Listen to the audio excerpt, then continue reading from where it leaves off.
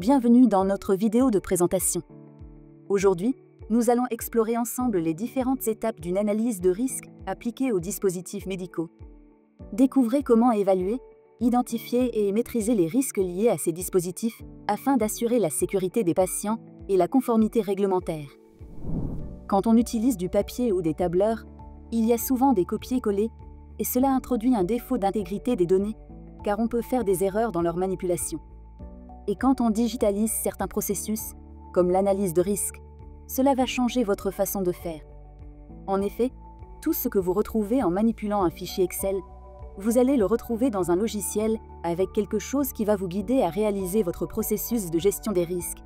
Et vous allez pouvoir mettre en évidence certains résultats d'analyse qui va faciliter en fait votre revue de l'analyse de risque. Les points clés pour l'analyse de risque sont, tout d'abord, les contraintes réglementaires par rapport à l'analyse de risque. Vous êtes obligé de répondre à un certain nombre de points pour être conforme pendant tout le cycle de vie de votre dispositif médical. Vous devez aussi gérer ou démontrer le ratio des bénéfices apportés par le dispositif médical par rapport au risque qu'il y a à utiliser ce dispositif. Et enfin, une gestion du risque sur tout le cycle de vie, dès la conception, l'utilisation et après tout ce qui est post-market.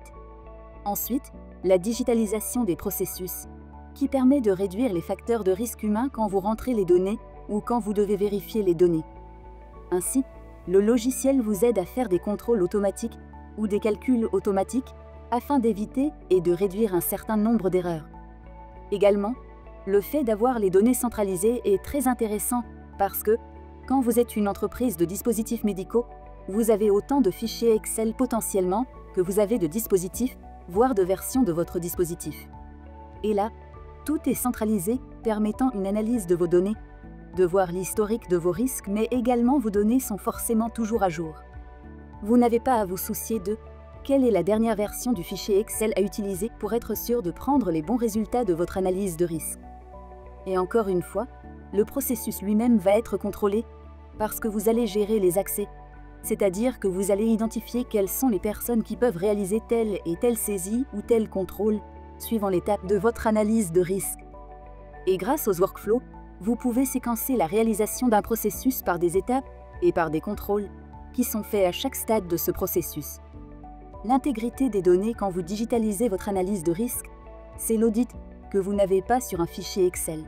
L'historique des données de l'enregistrement par l'audit, mais aussi l'historique parce que vos analyses de risque évoluent et vous pouvez voir l'évolution de vos analyses de risque quand c'est justement digitalisé. De plus, vous pouvez gérer les accès aux données, car les logiciels sont conçus avec des mécanismes de sécurité intégrés pour garantir l'intégrité des données. Ainsi, vos données sont protégées et sécurisées. Comment ça se passe? Il y a toute la partie de méthodologie qui s'applique à vos méthodes, c'est-à-dire que ce n'est pas imposé par le logiciel. Mais il y a un paramétrage à faire au début pour utiliser tous les facteurs que vous prenez pour une analyse de risque. Et pour chaque facteur, vous déterminez vos échelles, puis vous avez des seuils et des critères d'acceptabilité que vous allez définir dans le logiciel. Ensuite, il faut décrire votre dispositif, la description, la classe, le bénéfice attendu, qui va l'utiliser en termes de patients, mais aussi, est-ce que ce sont des infirmiers ou infirmières, est-ce que ce sont des médecins, ainsi de suite. Vous listez toutes les caractéristiques et les exigences qui sont liées à votre dispositif médical. Toutes ces données vont être les points d'entrée pour démarrer votre analyse. Pour l'analyse, on identifie les dangers, les situations dangereuses. Puis, on fait toute l'évaluation pour arriver à déterminer un niveau de risque initial en fonction de vos critères d'acceptabilité. En fonction de ce niveau de risque, vous allez devoir mettre en place des mesures de contrôle. Vous enregistrez les mesures de contrôle face à vos risques. Et vous allez pouvoir dire est-ce qu'elles sont implémentées ou pas. Et si elles ne le sont pas, alors il faut faire une action d'implémentation et de vérification. Ça va vous permettre de contrôler et d'atteindre votre niveau résiduel de risque, ce qui va vous permettre de faire le ratio après, avec le bénéfice qui est attendu. Le paramétrage, c'est la première étape où l'administrateur fonctionnel définit tous les éléments nécessaires à votre méthode, avec les échelles utilisées, les codes couleurs que vous pouvez déterminer, des valeurs qui vont être utilisées après pour les calculs automatisés et la définition de toutes les étapes nécessaires selon votre processus. On va définir les étapes et qui doit réaliser les étapes, c'est-à-dire le workflow. Ensuite, il y a la saisie des données qui sont relatives à votre dispositif médical afin de démarrer votre analyse de risque. Cela peut être de la saisie manuelle de ce que vous estimez pertinent, avec tous les contrôles qui seront nécessaires. Quand vous allez rentrer la classe, ça va être forcément une liste de valeurs, une classe 5 par exemple. Et bien sûr, vous pouvez importer les données, parce que si vous partez par exemple d'un fichier Excel et vous voulez digitaliser, vous avez déjà un certain nombre de données qui existent.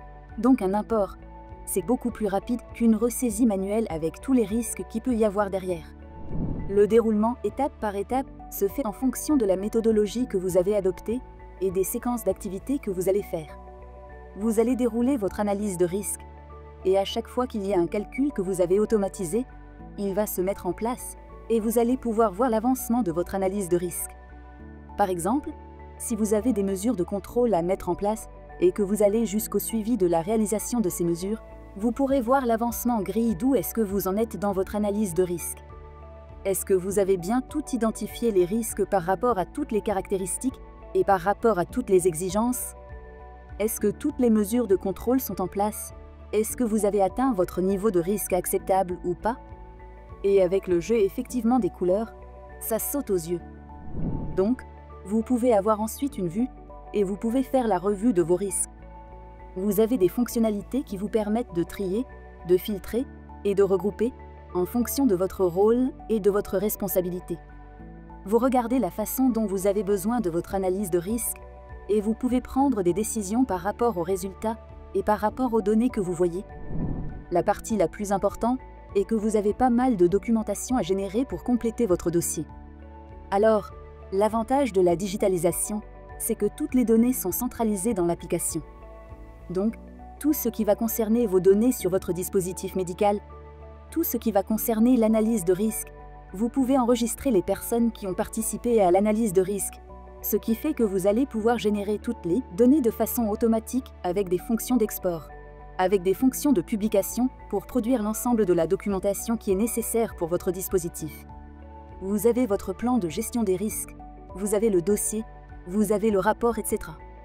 Toutes les données vont permettre directement d'être générées et vous n'avez plus qu'à compléter avec la partie la plus intelligente où vous devez en fait justifier des résultats, justifier les bénéfices et les risques qui restent. Pour conclure, vous avez vraiment une centralisation pour tous vos dispositifs et ses variations, ainsi que de vos analyses de risque en une seule place. Ça veut dire aussi que vous pouvez capitaliser cette analyse de risque. Si vous avez besoin de créer des catalogues de risques, des catalogues de dommages, des catalogues de causes ou autres, cela vous permet d'aller beaucoup plus vite après dans la réalisation de vos analyses de risque. Vous générez de façon plus facile toute la documentation. Si vous mettez à jour votre analyse de risque, vous régénérez les rapports. Et vous pouvez gérer vos rapports avec la revue du rapport et l'approbation de rapports dans le système aussi.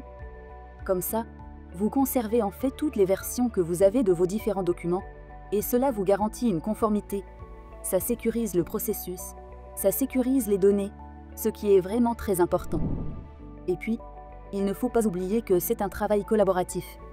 Une analyse de risque ne se fait pas tout seul dans son coin. Il y a beaucoup de services qui doivent intervenir et l'organisation par les workflows permet justement de organiser ce processus-là.